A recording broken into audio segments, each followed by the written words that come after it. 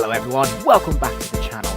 I'm back with another Marvel Legends action figure review today, and this time I'm going to be taking a look at the first of the Maximum series figures that I own. Now, the very first release was Spider-Man, but I passed on that offering as it just didn't seem to be value for money in my opinion. I don't own it, I haven't seen it in the flesh, but from the photos I saw, it just seemed to be an awful lot of money for something that I felt I already owned without some of those extra frills. But when they announced this second figure in this Maximum series line being the Hulk, well, I'm a bit of a sucker for the character, but also he's an oversized figure, and to me that feels more justified in terms of the price point, although we've certainly had Hulk figures in this line for a lot cheaper in the past. So we have a brand new packaging style with a brand new layout and design, which is quite exciting.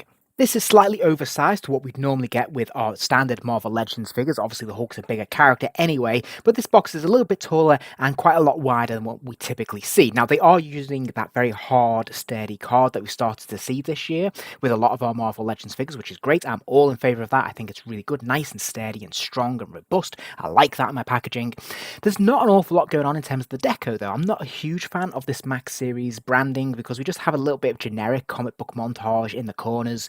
Then it's black borders and then window display, and even behind the figure there's not really anything going on there, it's just kind of dull and grey. But the figure certainly looks impressive, and it is all about the figure at the end of the day, and there's more of an artistic design when it comes to the side panels. Now, what they've opted for here are photographs or digital renderings of the action figure as opposed to images taken from the source material as we've been seeing with our other Marvel Legends as of late. But this looks really cool. It's obviously showing him with his different accessories, his different heads, different poses, which is quite dramatic and quite fun. So you've got a couple of different options for display here. And then finally, we have this fantastic image on the reverse of the packaging, and all of this is given over to this one image. There's very little in the way of small print, which is kind of unusual actually for Marvel Legends. There's usually an awful lot in there across different languages.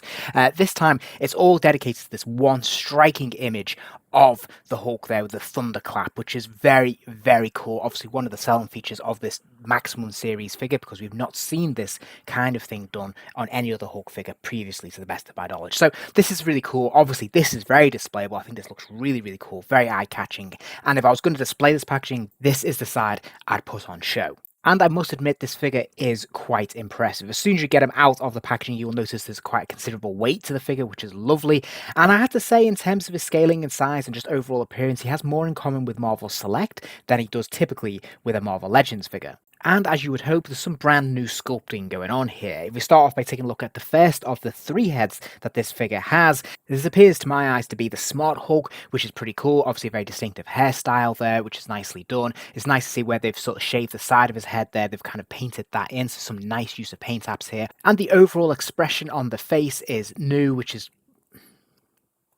And the overall expression on the face is quite distinct. It's quite different from what we've typically had with Hulk figures in the past, and it is nice to have a brand new flavour to this character. The paint apps are really nicely applied. There's actually a wash running over the face, which is brilliant, so we can see some shading going across the face, which is brilliant, particularly around the eyes there, around the temples, and of course we can see the gums between the teeth as well, which is very nicely done. So this is off to a really good start.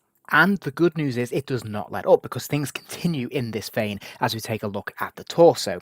Interestingly, at the very top of the torso where the chest is, this is actually a sort of rubber, silicone kind of material, which is very unusual to see on a Marvel Legends figure. I don't recall ever seeing it like this ever before, actually. So if you press in, there's a real nice texture to this, but you can see that it actually does fold. That is to hide the articulation that is underneath. And we'll take a look at the articulation a little bit more later on, but this is really impressive, and I think this is a really nice touch. We're actually getting a little bit more texture in our figure, which I'm always all there for, but also just the sculpting of this torso is really nicely done. There's a lot of detail here, veins popping out, sinews, tendons, all sorts of bits and pieces, which is great. But on top of that, we're actually seeing, for the first time in a long time, some really decent paint apps as well. We're getting some different shading, some uses of different colours and tones here. Of course, we have the darker green, then we have this lighter sort of yellow peppered across, sprayed across the various muscle groups, and it just really enhances and draws out some of these details, and he looks absolutely fantastic.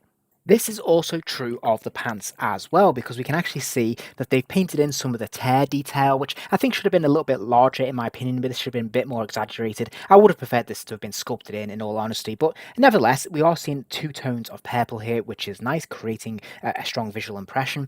And actually, overall, again, we're seeing a little bit of a wash running through these pants, which is very much appreciated.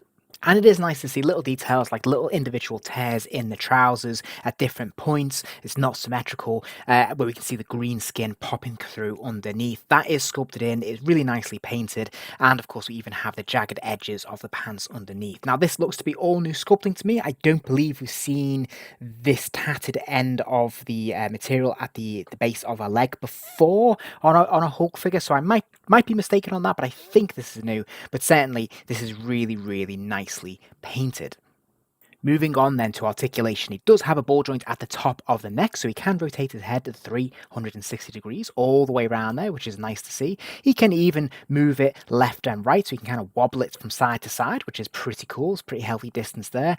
And of course, he can even move it forwards and backwards. Now, depending on which head you're using, there's going to be a little bit of resistance, as you'll notice here, where the back of the head meets the rubber of the upper torso. As you can see, it does have a tendency to crease a little bit, and it does create a bit of a barrier actually. So you've got to make sure that it's folded underneath and that's not rising above over that headpiece. Just something to be aware of.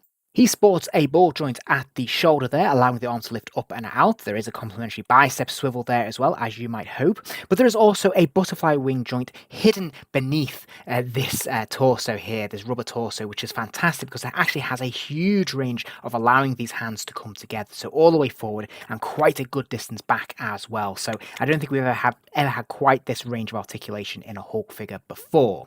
Now, he does have a single pin swivel at the elbow there, so he can bend his arm to about 90 degrees. He can rotate it all the way around. Standard pin swivel at the wrist, of course. And then he has some kind of ball joint in the top of the torso that allows him to swivel from side to side, lean left and right a pretty good distance. And there's an additional swivel at the waist as well that will allow him to rotate all the way around. So no issues there whatsoever. And of course, he can also bend forwards and backwards. And there's actually a pretty healthy range of motion here. I'm very, very pleased with this. There's a good range either direction. Now, he's got ball joints in the hips, of course. Those legs will kick out to the side. There's a complementary thigh swivel that we're used to. The legs will kick forwards and they'll go backwards a pretty good distance as well, actually. He also has a double knee joint, although sadly, he can still only get his leg to about 90 degrees. And then finally, we have the standard ankle pivot there, allowing that foot to hinge forwards and backwards and, of course, rock from side to side. But there's some extra toe articulation just thrown in there for good measure.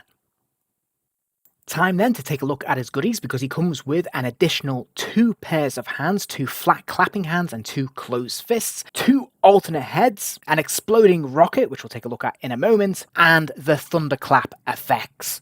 I thought I'd take a moment to just take a closer look at both of these 2 alternate heads. The first one is a more classic era head, more of a Herb Trimpe look or Sal Buscema look, I think. The more messy, tangled hair, which is pretty cool. I think they've done a really nice job of this. This is probably my favourite of the 3 heads, to be honest. I really like the big chunky teeth on this guy. Again, very nicely painted. The hair actually has a green wash running through it, which I really do appreciate as well. Nice to see those extra paint apps here. And just the expression on the face is just pitch perfect for me of what I think of as the Hulk.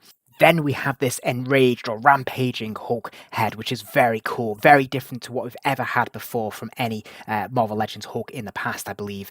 This is great. This is a full-on screaming head. Loads of detail there in the mouth because we can really see that jaw open wide. We can see the tongue, we can see the gums. We can even see the little dangly bit at the back of his throat there, which is kind of cool. Although not as much shading going on here, which is a shame. But otherwise, in terms of the front of the face, the teeth, the eyes, the hair, again, loads going on here. Really love the mad expression in the eyes there, actually, I have to say. They've really caught that beautifully. And again, he's got that wash going through his hair. So that is a massive success, in my opinion. I think all 3 of these head sculpts are really, really cool. And each one offers a different flavour, style, vibe to the Hulk, which is pretty cool. So it's lots of options for display here and making this quite a fun version of the character. The thunderclap effects are one of the big selling features of this figure because I don't think we've ever had this on any Hulk figure before. They essentially just translucent plastic pieces that snap onto his wrist, creating that sort of whoosh effect. And then you have to kind of get this star bit of plastic, again, translucent plastic, to kind of just sit in between his hands. Now, I haven't been able to do this entirely convincingly because this does tend to be a bit of an art. It does tend to slip out his grasp far too easily, in my opinion, and I don't know if I'm doing it quite correctly. It never looks quite right, in my opinion. That being said, it is quite impressive and quite cool. It's a little bit fiddly for me, and I think there would have been nice if there'd been some sort of guidance or some kind of way of hooking this into place between his hands. But as it is, it still looks pretty cool. I think it's a really nice touch, and it does create a very dramatic display. However, for me, my favorite accessory actually is this rocket. I think this is really cool. It comes in two separate pieces. It's nicely sculpted, although there's not much in the way of paint apps at all, unfortunately. But it does have a couple of loose wires, which is a nice touch. Now, you can actually fold this together to snap into place to make one giant piece, which is very cool. You can pull out that blast effect there, so you can have that with or without the flame in the rocket, which is kind of cool. And as I said, you can then snap this apart and do with it what you will. So again, a lot of options here from one accessory, which is really cool. You can create a lot of different looks with your different Hulk heads and your different ways of combining this rocket piece into one piece, several pieces, him snapping it, him throwing it, him catching it, whatever you want to do with it.